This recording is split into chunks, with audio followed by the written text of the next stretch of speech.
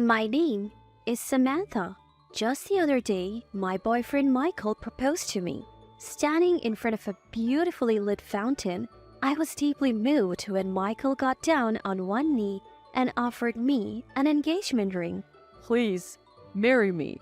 I promise to make you happy.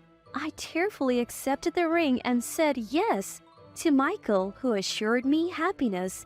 Indeed, Michael said, I promise to make you happy. but that's all words. A shocking event unfolded just a week before our wedding. Up until then, everything had been peaceful. Family meetings had gone smoothly. Both our parents got along well, which was a big relief for me. However, Amelia, Michael's sister-in-law, always greeted me with a tight smile. That had me concerned. Michael and I planned to get our marriage certificate issued after the wedding. We wanted to do it on our anniversary, but we were set to start living together a week before the wedding.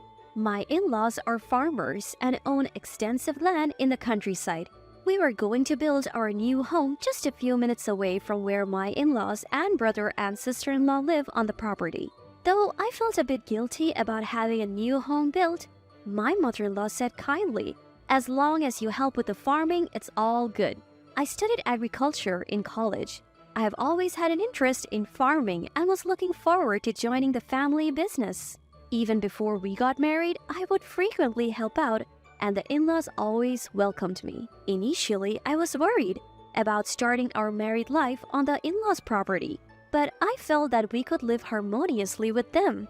But one day, while I was helping with the farming as usual, Amelia approached me discreetly and whispered, "Be careful of your father-in-law."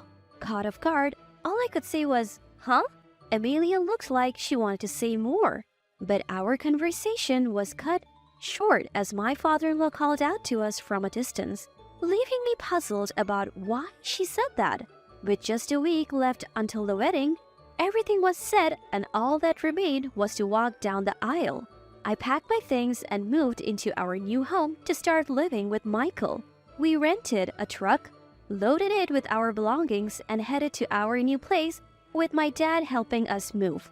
I had come to help with the farming, but today was the first day we were going to our newly built home.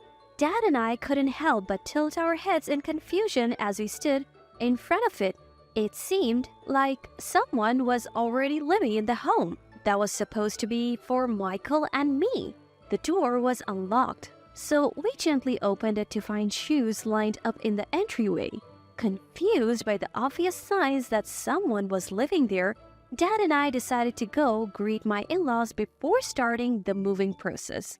When we rang the doorbell, a troubled-looking Michael came out. We told him it looked like someone was living in our new home, to which Michael replied, something was definitely off. And as we puzzled over it, father-in-law appeared saying, Sorry about that. Without prior notice, we have decided Michael and Samantha will live here. Could you move your stuff in? We moved David and Amelia to the new house. David and Amelia are my brother-in-law and sister-in-law. Suddenly I remembered what Amelia had warned me about, to watch out for father-in-law. I couldn't help but blurt out, "This is a problem." I was planning on starting our new life in that house. I wasn't informed that I would be living with father-in-law and mother-in-law. Why didn't Michael tell me? That's, Seeing Michael hesitate only fueled my growing irritation. From his behavior, it was clear Michael knew we would be living together all along. Keeping that a secret until moving day was absolutely unacceptable. Father-in-law, seemingly displeased by my reaction, said, If you're married, it shouldn't matter if you live together or apart. Although I had intended to help with the farm and didn't object to living on the same property as my in-laws, living together was another matter entirely. Living together or apart are completely different matters, I countered. Dad backed me up. It feels like you're taking our daughter for granted by informing us after the fact on such an important matter. We would like a proper explanation. Confronted by Dad's firm stance, father-in-law reluctantly answered, Well, you understand, don't you? It's better to have a young wife at home. Amelia has passed 30, entering middle age. Just having a young girl like Samantha around, invigorates me. That's why we chose to live with Samantha and send the older wife to the new house. Dad and I were at a loss for words. Father-in-law's comment suggested he viewed his son's wife merely as a woman. The audacity of father-in-law who talked as if he was saying something entirely reasonable was frightening. Michael, was it because I'm young that we're living in this house? I looked to Michael for some relief, but he stayed silent. Whether he was uncomfortable or what, he bit his lip and didn't say a word. That's when Amelia showed up. Samantha, hi there. Amelia, her face smudged with dirt as if she had been doing some farming, looked at me intently. You might want to leave today.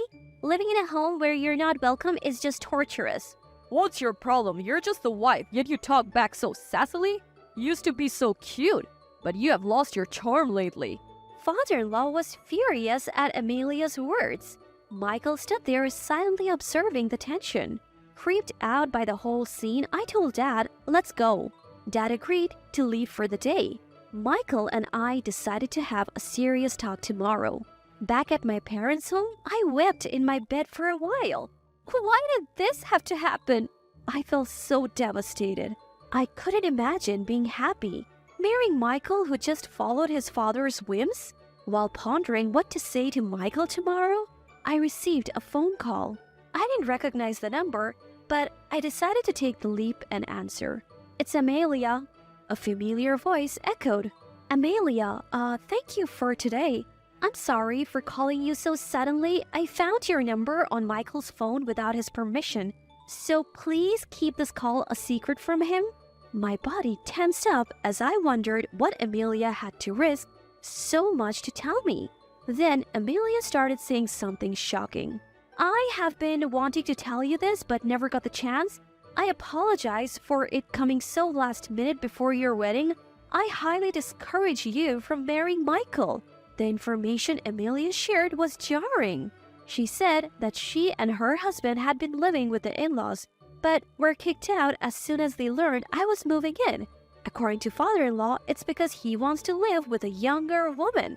Father-in-law has a thing for younger women and he has cheated on mother-in-law, causing her emotional pain for years. Apparently, father-in-law has even intentionally walked into the changing room after Amelia took a bath saying, Oops, my bad. with a lecherous grin. He had broken the lock himself and claimed it was an accident, but Amelia knew better. He had also rummaged through their bedroom under the pretense of cleaning and uncomfortably clung to Amelia while she cooked. Amelia was deeply in love with her husband David, and they have children, so she had been hesitant. But being kicked out this time solidified her decision to divorce. After hearing all this, there's no way I could proceed with the marriage. Amelia and I made a pact to take revenge on Michael, David, and father-in-law. I arrived at my in-laws the next day and was greeted by Amelia. We nodded at each other and entered the house where Michael, David, and my in-laws had gathered for a discussion.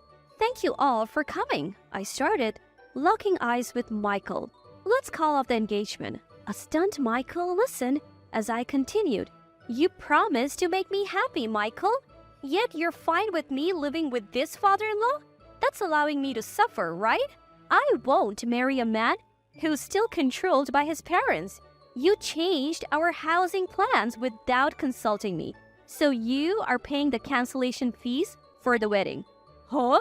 Michael yelled in anger, but father-in-law was even more furious. What do you mean by this father-in-law? What don't you like about me? Don't Michael and David know? Both averted their eyes amidst the awkward silence. Amelia calmly recounted what father-in-law had done to her. Both Michael and David knew about father-in-law's invasive behavior, like spying on her in the changing room or rummaging through their bedroom. All this done without mother-in-law's knowledge. Mother-in-law's face gradually reddened as Amelia unveiled father-in-law's actions. Seeking support, father-in-law turned to his sons. I didn't do any of that, right?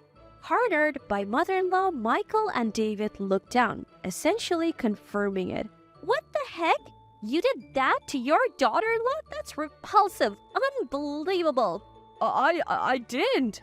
So the engagement is off. Clearly, you won't protect me. Seeing what Amelia has endured, living with father-in-law is unacceptable.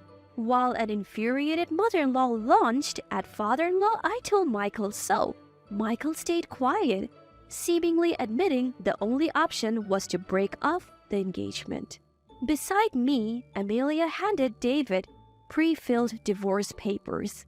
David, who had been pitying Michael and father-in-law until now, was shocked by the papers. Why all of a sudden?